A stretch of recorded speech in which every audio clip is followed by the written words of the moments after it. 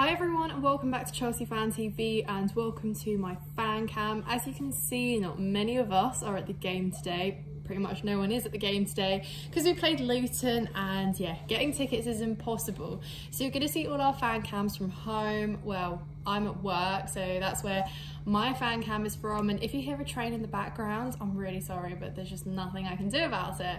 So I watched the game, I've watched the majority of the game, and what we saw in the first 75 minutes was good on the most part, but then Luton basically, were going to punish us any moment in the last 15 minutes, and I expected that dangerous play for the majority of the game, but I think they capitalised on the sort of lack of formation we had with the substitutions and the moment of not knowing who is where, what the system was, what the substitutions are doing, and so it's safe to say that obviously nothing at Chelsea is easy ever, but did we expect it to be?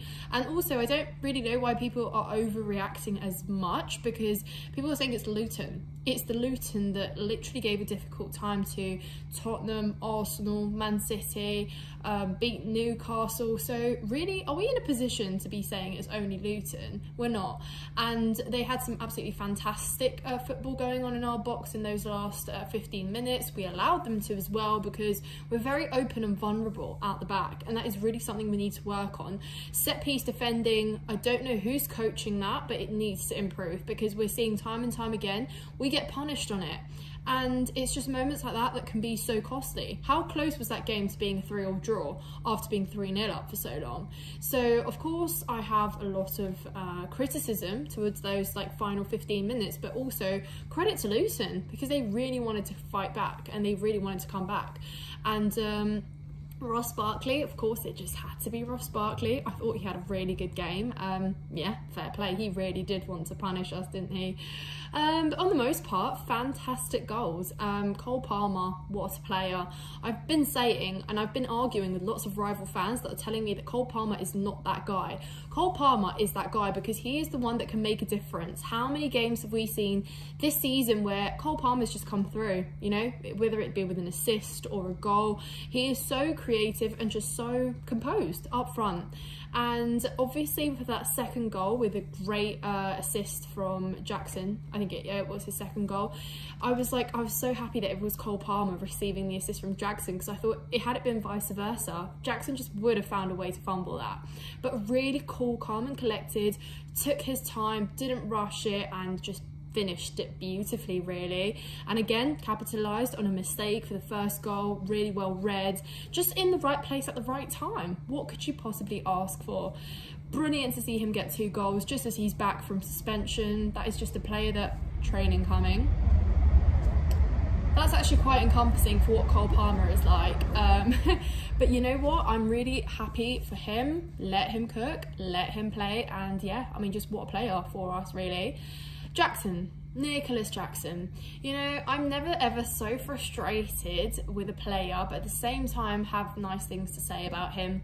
Don't get me wrong, the end product just isn't there. His footwork at times is horrific, but his movement and his lead up to the goal, obviously, and the way that he, carries the ball from deep is so much better than him lingering at the top of our attack. And I'm sure you'll all agree, I think physicality is better. He is able to push off a player, he is able to drive the ball forwards, but if he's on the receiving end in the box, I just worry, because it's never really a clinical finish from him, is it?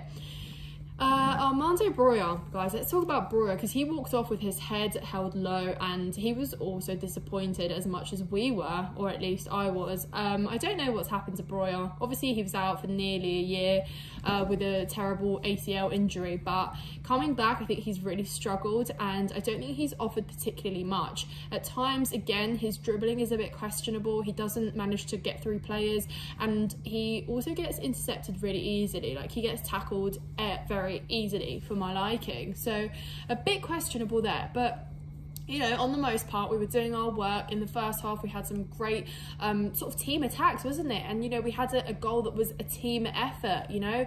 Colwell nicely passing it into Caicedo, I believe it was, to just push up and craft the goal. I mean, it was just a really good finish, and it's something you don't see often. So I'm just happy that we managed to retain the lead first, build on it, and although it got to a point where we conceded 2 as well, it was a case of we walked away with 3 points, which is what matters most, right? End it on another win, just a win for the end of 2023, which we can all agree has been a disaster. So look guys, 3 points. Like I said, we are in no position to be looking at our opposition and saying this game should be won comfortably, this game should be won with many goals. Yes, we almost fumbled it, and had that been a 3-all draw, we would have been having a different conversation, because what on earth. And look, I can't talk about a game with poor management without bringing in Pochettino here, because the substitutions didn't quite make sense to me. I know we didn't have much on the bench in terms of switching up the game too much, like attacking wise. Obviously, well, Raheem Sterling and stuff, and Nkunku came on, and I was happy to see him come on, but I wasn't really sure what shape we took with his substitution. Enzo as well, another substitution that I was a little bit confused with, like why was that a decision that was made? And really we should have just defended much better. We should have killed the game off, you know, and really just been tidy at the back, and we weren't. And it looked like everyone was watching the ball, letting Luton make their crosses into our box, and we just looked so naked at the back. Like, we looked so vulnerable. So I really just don't know, was that a case of like a lack of discipline, a lack of game management, or just a mixture of both? But you saw Thiago Silva fuming at the end, and I mean that's really representative of our mood as a whole fan base, really, because it just could have gone so much more wrong. And you know, props to Luton. I mean, they had some brilliant attacks in that last quarter of the game, and you know what, well, it's 15 minutes, but yeah, you get what I mean. Petrovic, really good saves there in the end as well. Had a couple really good saves where it almost came to them scoring. So why do we invite pressure like that on ourselves in the last 15 minutes when we could be walking away with a very good 3-0 win?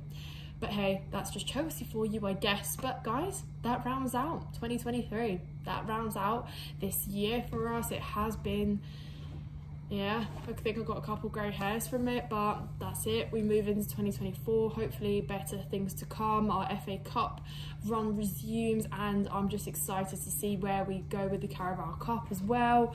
So yeah, plenty to look forward to. It's not all doom and gloom, but so much to improve at Chelsea, and we know this squad is just learning and finding its feet, and it shouldn't be a case of scraping wins or points every single time. We need to get to a point where we are winning convincingly, but I guess that will come with time. But anyways guys, 3 points on the board. I hope you all enjoy your New Year's Eve celebrations and you have fun, and I wish you all the best for the new year, and we will see you soon. Thank you so much. Remember to subscribe to Chelsea Fan TV.